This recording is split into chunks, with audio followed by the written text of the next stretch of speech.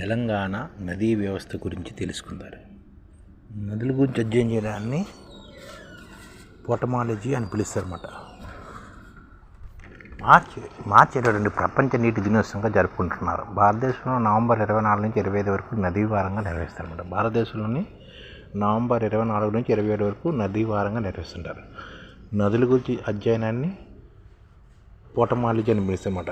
ఇప్పుడు తెలంగాణలోని నీటి గురించి ఒకసారి చూస్తే, దక్షిణ భారతదేశంలోని పరివాహక ప్రాంతం ఆధారంగా అతిపెద్ద నది గోదావరి. తెలంగాణ గోదావరి కలిసి మొదటి ఉపనది మంజీరా నది. తెలంగాణలో కలిసి చివరి ఉపనది ఇంద్రావతి అనమాట. గోదావరి యొక్క చివరి ఉపనది ఇంద్రావతి తెలంగాణలో. గోదావరి మంజీరా కలిసే ప్రాంతము బాదనకుర్తి. గోదావరి మంజీరా కలిసే ప్రాంతం బాదనకుర్తి అనమాట. గోదావరి ప్రాణహిత నదులు కలిసే ప్రాంతం కాళేశ్వరం. గోదావరి నది తెలంగాణ 8 జిల్లాల గుండా ప్రవహిస్తుంది. దక్షిణ భారతంలో అతిపెద్ద నది గోదావరి. గోదావరి నది మొత్తం పరివాహక ప్రాంతం 3,12,812 చదరపు కిలోమీటర్లు. గోదావరి నది ఏర్పాటు చేసిన నది ఆధారిత దీవి బాదనకుర్తి. గోదావరి నది ఏర్పాటు చేసిన నది ఆధారిత దీవి అనమాట. ఇది బాదనకుర్తి అనేది. ఇది మంజీరా ప్రాంతం కలిసే ప్రాంతంలో ఉందన్నమాట. ప్రపంచంలో అతి పొడవైన నది నైల్ నది. గోదావరి నది చెగ్గాము, పెద్దపల్లి, జగిత్యాల సరిహద్దు ప్రాంతాల్లో చంద్రవంక ఆకారంలో ప్రవేశిందన్నమాట. గోదావరి నది చెగ్గాము, పెద్దపల్లి, జగిత్యాల సరిహద్దు ప్రాంతంలో చంద్రవంక ఆకారంలో ప్రవేశిస్తుందన్నమాట గోదావరి నది. దక్షిణ త్రివేణి సంఘం ఏర్పాటు చేసిన నది గోదావరి. గోదావరి నది జన్మస్థానం త్రయంబకేశ్వరం. గోదావరి తెలంగాణ ప్రవేశించే ప్రాంతం కందకుర్తి. గోదావరి తెలంగాణ ప్రవేశించే ప్రాంతం కందకుర్తి అనమాట. గోదావరి పరివాహక ప్రాంతం అధికంగా కలిగిన రాష్ట్రం మహారాష్ట్ర. గోదావరి పరివాహక ప్రాంతం అతి తక్కువ కలిగిన రాష్ట్రం కర్ణాటక. గోదావరి దక్షిణ త్రివేణి సంగమాన్ని కాళేశ్వరం ప్రాంతంతో ఏర్పాటు చేస్తుంది. తెలంగాణ గోదావరి నది పొడవు 520 కిలోమీటర్లు.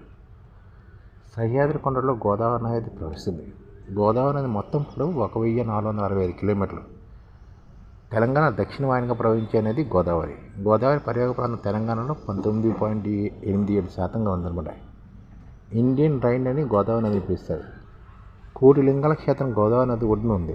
మంజీరా జన్మస్థానం బాలాఘాట్ కొండలు. మంజీరా నది జన్మస్థానం బాలాఘాట్ కొండలు అనమాట.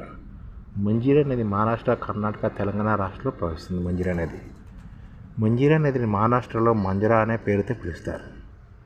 మంజీరా నది పొడవు 724 కిలోమీటర్లు. ఒడిశాలోని తూర్పుకొండలో శిఖారం కొండలో జన్మించే నది శబరి. ఒడిశాలోని కొలాబా నది అని హరిద్రా అని పిలుస్తారు అన్నమాట శబరిని. ఒడిశాలోని కొలాబ్ నది అని హరిద్రా అని శబరి నదిని పిలుస్తారు. ఇంద్రావతి నది జన్మస్థానం కలహండి. చిత్రకూట జలపాతం ఏర్పాటు చేసే నది కూడా ఇంద్రావతి.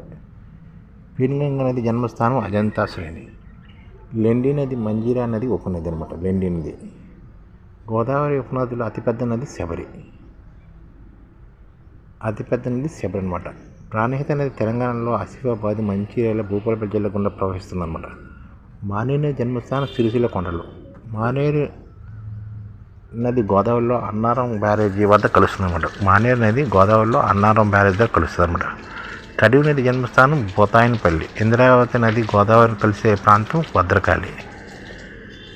కరీంనగర్ పట్టణం మానేరు నది ఒడ్డునే ఉంది. కరీంనగర్ పట్టణం మానేరు నది ఒడ్డున ఉందన్నమాట. వాదా నది జన్మస్థానం ముల్తాయి తహసీల్. కరీం నది ఏర్పాటు చేసే అతి ఎత్తైన జలపాతం కుంతల జలపాతం అనమాట. గోదావరి మంజీరా నదులతో కలిసి సరస్వతి నది కందకుర్తి వద్ద త్రివేణి సంగమాన్ని ఏర్పాటు చేస్తుంది. కరీం నది గోదావరిని కలిసే ప్రాంతం పసుపుల గ్రామం అనమాట. ఈ విధంగా గోదావరి నది గురించి తెలుసుకుందాం. తెలంగాణలో గోదావరి నది ప్రవహిస్తుందన్నమాట. ఈ ఛానల్ ముఖ్య ఉద్దేశం ఏంటంటే, మన తెలుగు రాష్ట్రాల్లో 1 కోటి మందికి సంఘటిత రంగాల్లో ఏ విధంగా ఉద్యోగాలు ఇవ్వవచ్చు, కనీస నెల జీతం 30,000 వరకు ఏ విధంగా ఇవ్వవచ్చు, ఏ విధంగా చేస్తే ఉద్యోగాలు సృష్టించబడతాయో వివరిస్తూ ఈ ఛానల్ వీడియోలు వస్తాయి. అలాంటి వీడియోలు మీకు కావాలంటే మన ఐడిఎఫ్ భాస్కర్ ఛానల్ని సబ్స్క్రైబ్ చేసుకోండి. ఐడిఎఫ్ అంటే ఇండియన్ డెవలప్మెంట్ ఫోర్స్.